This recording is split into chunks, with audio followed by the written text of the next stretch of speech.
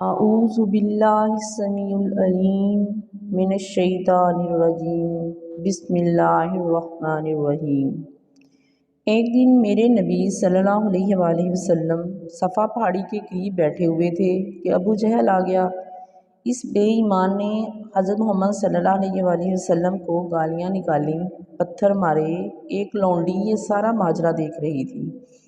سردار حمزہ شکار سے واپس آئے تو اس لونڈی نے حضرت حمزہ کو طعنہ دیا، کہنے لگی، اے حمزہ، تم مر گئے ہوتے تو اچھا تھا۔ سردار حمزہ فرماتے ہیں، اے بی بی کیا بات ہے؟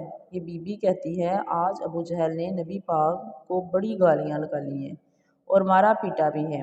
آج اگر سردار عبداللہ زندہ ہوتے تو میں دیکھتی وہ کس طرح مقابلہ کرتے ہیں۔ اے قریشیو، تم مر گئے ہوتے تو بہتر تھا۔ حضرت حمزہ میرے نبی صلی اللہ علیہ وسلم سے ان کے دو تین تعلق و رشتہ داری تھی۔ ایک تو آپ صلی اللہ علیہ وسلم کے چچا تھے، دوسرا جس لونڈی کا دودھ آپ صلی اللہ علیہ وآلہ وسلم نے پیا تھا، اسی لونڈی کا دودھ حضرت حمزہ رضی اللہ تعالیٰ عنہ نے بھی پیا تھا۔ ابو جہل اپنے ساتھیوں میں بیٹھ کر باتیں کر رہا تھا تو حضرت حمزہ جو تھے وہ وہاں پہ پہنچ گئے۔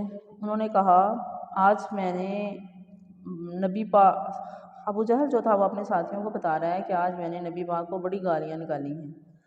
حضرت حمزہ گئے، جا کر ابو جہل کو کمان ماری اور اس کا سر پھاڑ دیا اور ساتھ دھمکی بھی لگا دی۔ فرماتے ہیں، ابو جہل سن لے، آج کے بعد اگر تو نے میرے بھتیجے محمد صلی اللہ علیہ وآلہ وسلم کی طرف بری آنکھ کی تو میں تیری آنکھ نکال دوں گا، اگر تو نے آپ کی طرف انگلی کی تو میں تیری انگلی توڑ دوں گا۔ حضرت حمزہ میرے نبی صلی اللہ علیہ وسلم کا بدلہ لے کر واپس آتے ہیں اور میرے نبی کو کہتے ہیں، اے محمد صلی اللہ علیہ وآلہ وسلم، آپ خوش ہو جائیے۔ آپ صلی اللہ علیہ وآلہ وسلم فرماتے ہیں، چچا جی کس بات کی خوشی؟ کیا آپ مسلمان ہو گئے ہیں؟ حضرت حمزہ رضی اللہ تعالیٰ عنہ کہتے ہیں، مسلمان تو نہیں ہوا، لیکن میں نے ابو جہل سے آپ کا بدلہ لے کر آیا ہوں۔ اللہ کے نبی صلی اللہ علیہ وسلم فرماتے ہیں، اے میرے چچا حمزہ، میں دنیا پر بدلے لینے کے لیے نہیں آیا، میں تو لوگوں کو معاف کرنے کے لیے آیا ہوں۔ تو حضرت حمزہ رضی اللہ تعالیٰ عنہ کہتے ہیں، اللہ کے نبی، اگر آپ اس طرح خوش ہوتے ہیں تو میں کلمہ پڑھ لیتا ہوں۔ تو آپ صلی اللہ علیہ وآلہ وسلم فرماتے ہیں، چچا جان، مجھے بھی تب ہی خوشی ہوگی اگر آپ جہنم کی جیل سے بچ کر جنت کے بادشاہ بن جائیں گے۔ حریص علیکم، میرا نبی جو ہے وہ حریص بن کر آیا ہے۔ حافظ ابن کثیر نے البدایہ میں لکھا ہے کہ آپ صلی اللہ علیہ وآلہ وسلم نے اتنی محنت کی، اتنی کوشش کی، یہ نہیں دیکھا کہ یہ جگہ جانے کے لیے مناسب ہے یا نہیں۔ اللہ کے نبی واعظ اور نصیحت کرتے تھے، قرآن سناتے تھے، ایک ایسے مقام پر پہنچ گئے کہ میلے یا منڈیوں میں بھی واعظ کی۔ صرف اتنی ہی واعظ ہی کافی نہیں کہ بندہ ممبر پر بیٹھ کر واعظ کر دے یا جمعہ پڑھا لے یا جو ہے ایسے ہی واعظ دے دے، اجلاس بلا لے، وہاں پہ کر لے، بلکہ انسان کو جو تبلیغ ہے وہ بازاروں میں بھی جا کے کرنی پڑتی ہے، چوکوں میں بھی، منڈیوں میں بھی، جہاں جہاں ممکن ہو وہاں بھی کرنی پڑتی ہے۔ دیکھیے، شاہ اسماعیل شہید رحمۃ اللہ علیہ ایک دن بازار حسن کے قریب سے گزرتے ہیں، جنہیں یہ کوٹھے والے کہتے ہیں۔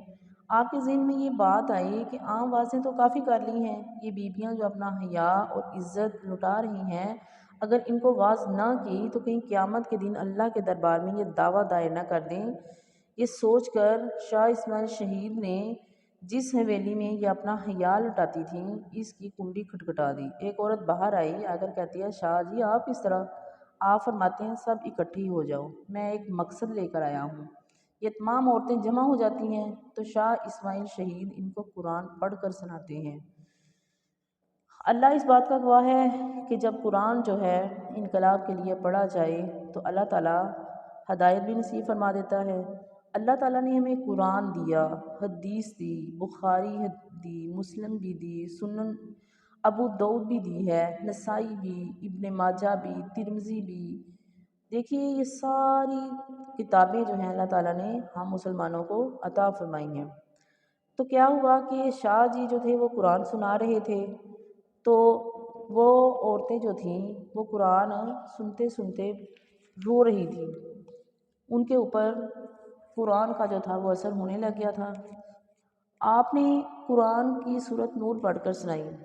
اب رزلٹ یہ نکلا کہ یہ جب عورتیں قرآن سن رہی تھیں تو انہوں نے جب زانی مرد اور عورت کی سزا سنی تو وہ بلک بلک کر رونے لگ گئیں۔ ایک اور بخاری کی حدیث ہے کہ نبی کریم صلی اللہ علیہ وسلم نے فرمایا، میں نے اپنی آنکھوں سے دیکھا کہ آگ کے ڈرم بنے ہوئے تھے جب اللہ کے نبی معراج پہ گئے، جن کے منہ اوپر سے تنگ تھے، نیچے سے کشادہ تھے، اس میں برہنہ مرد اور عورتیں جل رہی تھیں۔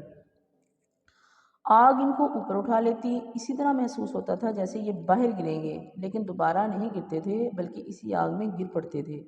آپ صلی اللہ علیہ وآلہ وسلم فرماتے ہیں، اے جبرائیل، یہ کون ہے جو آگ میں جل رہے ہیں؟ تو حضرت جبرائیل عرض کرتے ہیں، اللہ کے نبی، یہ آپ کی امت کے بے غیرت مرد اور بے غیرت عورتیں ہیں، یہ ان کی قبریں ہیں، یہ قیامت تک جلتے ہی رہیں گے۔ تو شاہ جی نے جب سزا سنائی تو 28 جو عورتیں تھیں وہاں بیٹھی ہوئی تھیں وہ سچی توبہ کے لیے تیار ہو گئیں۔